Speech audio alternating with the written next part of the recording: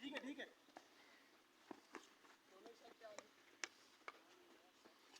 देखे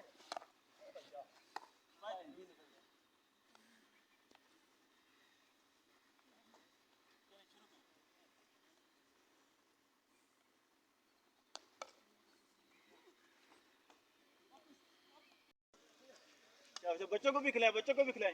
शाबाश।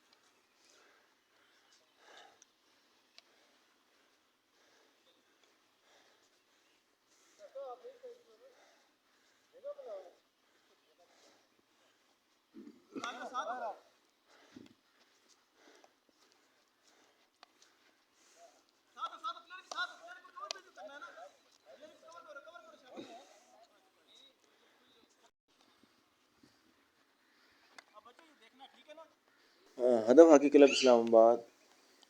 1998 में इस्टेब्लिश किया गया और 2002 में पाकिस्तान हॉकी फेडरेशन ने इसको रिकग्नाइज़ किया और वोटिंग राइट्स दिए और 1998 से अब तक हदफ हॉकी क्लब ने कंटिन्यूसली नसीर बुंदा हॉकी स्टेडियम को बुक करवाया और अब तक कम बेश 50 से ज़ायद बच्चों को ट्रेनिंग दे चुका है और वो मुख्तलिफ इवेंट्स में कामयाबी भी हासिल कर चुके हैं। तो इसलिए मेरी तमाम स्कूल कॉलेज यूनिवर्सिटी के बच्चों से दरख्वास्त है कि वो हदफ हॉकी क्लब के प्रेसिडेंट या सेक्रेटरी से रब्ता करें